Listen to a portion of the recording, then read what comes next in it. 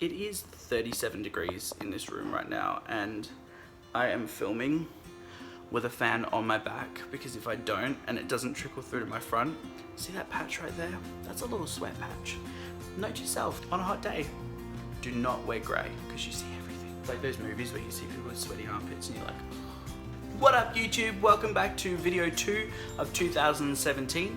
My name is Brad if you haven't met me yet and you're just tuning into my channel for the first time. Last video we were just recapping on sort of 2016 and also talking about where we're headed in the direction for 2017. So hopefully if you haven't been on my channel before, please subscribe and we can see where this journey goes. Today's video is going to be a little bit different from me. I have touched on my coming out story a few videos back. I haven't actually told the story of how I came out. It's not a usual story. At least I don't think it's a usual story. And God forbid, I hope it's not a usual story for anyone because it is weird. But regardless of whether it was weird, it got me to the point of being able to just be me with my family without any sort of hidden stereotypes or worries about what was going on with me. So yeah, anyway, moving on to the story. So the story starts with me in 2012 initiating a conversation with Dex, my partner of 3 years, who lived in America at the time. We met on YouTube, we chatted for about a year, just as friends.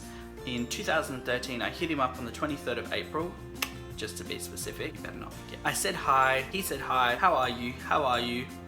3.5 years later, we have never stopped talking from that day onwards at all, ever. No, we haven't gone a day without ever calling one another. Even in flight mode, we still didn't miss a day when I flew over and he flew over us. In 2013, I was still in the closet, as per se.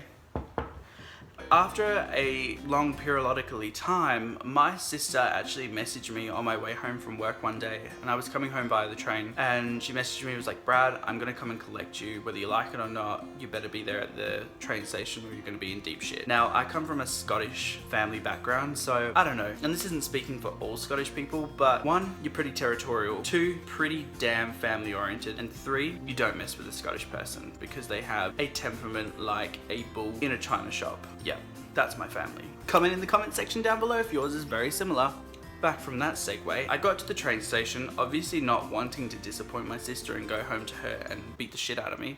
So I get along to the train station, there she is, she's really happy, she's got McDonald's in the car, which I knew immediately she was trying to bribe me for something. Something was gonna happen that I had to deal with because she had brought food along. Like that's just textbook bribery at its best. How dare you. So driving along the road, we were on the freeway and I think we had just come off onto a main road and my sister turned to me and she goes, Brad, what is going on with you? Mum is so worried, Dad is so worried, they do not know what's going on. Mum has tried to have conversations with you before but you just keep shutting her down. We seriously, like, we don't know what's going on. And I just kind of went silent because I just didn't know what to say.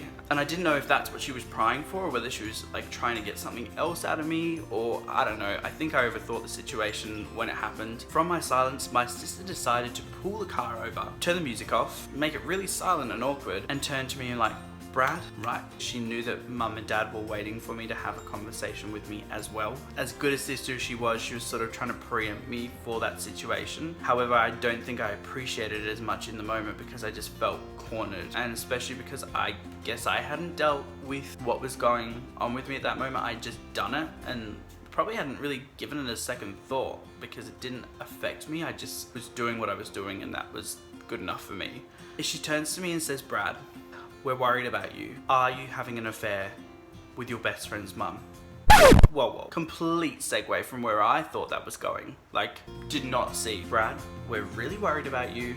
I know you've been spending a lot of time at your friend's house. Are you having an affair with your best friend's mum? Yeah, hold up.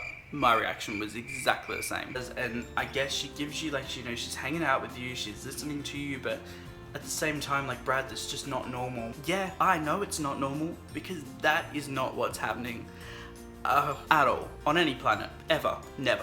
What? So from that moment, I was like, whoa. Take it back a few notches. What is going on? Like, what is my family discussing behind my back to then get to this point where they have to ask me if I'm having an affair with my best friend's mother? So to clarify, I put up my phone, I swiped a few pictures across, I brought up a picture of Dex and I shoved it in her face and I said, this is the reason why I've been so withdrawn. At that point, my sister burst out into tears and screamed, "Thank God." Which I think I was a little bit in shock because my family's really close and we read each other too well sometimes. This was probably not one of those scenarios where my family read me well. They knew it could have been one of two ways. They obviously picked very unusual choice in reasoning with why I've been so quiet. But to clarify, no sister, I love you. I'm not having an affair. I like boys. Done. Clarified. Should have done it ages ago. After that point, we drove home, we made some jokes, and she said to me, "Look, we're gonna go in, we're gonna tell mum. She can't handle this, her health can't handle this. You need to tell her what's going on because she thinks that you're having an affair with your best friend's mum. We all have, and this makes so much more sense." So I sat down with my mum and reluctantly she listened to my story and, you know, she completely understood. She was a little bit standoffish at first. She kind of didn't want to accept it 100% straight away, but quickly realized that I'm her son. She loves me to death. Nothing about me has changed apart from the fact that I now get to tell the truth about what I'm doing with my life. From that moment, she was like, "Do you want to tell your dad?" I didn't tell my dad straight away. It actually took me a few months to build up the courage. It was actually the week before I was going to America that I decided to tell Dad that I was gay and that I was flying off to America to not to just have a holiday, but I was going to meet my partner. Oh, and just by the way, like, don't not invite me to jet skiing just because I told you that little story right there, because I still want to go. I love that shit. He laughed and he said, "I know that doesn't change anything about you." He grabbed me, he hugged me and told me he loved me. And probably like watching on the internet, out of a lot of the stories that I see of people coming out, I got it pretty damn lucky. And I know that not everyone has that same sort of story.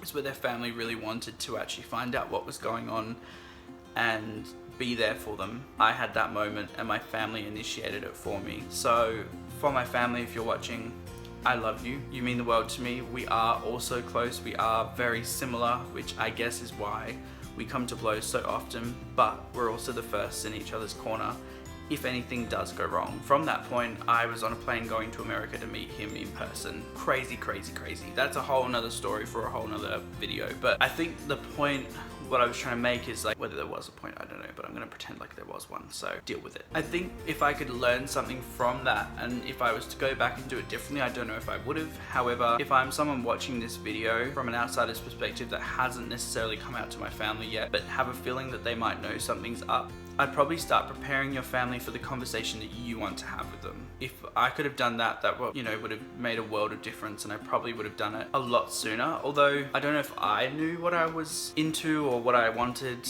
that much sooner to tell them. It was probably the right time for it. I just wished that so much hadn't been blown out of proportion before it got to that point, which is definitely 100% avoidable. That is my really weird, long drawn out story of how I came out.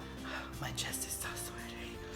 I just wanted to thank you guys for tuning in. I don't know if you've stayed for the whole duration of this video. It has been a long one, and I did tell you guys in the last video, do expect some lengthy videos. However, if you liked watching this video and you want more stories from my life and you want more stories from my day-to-day, please comment in the comment section down below. Please feel free to subscribe for more future videos, and don't forget to give this video a big thumbs up if you liked the content in which you watched.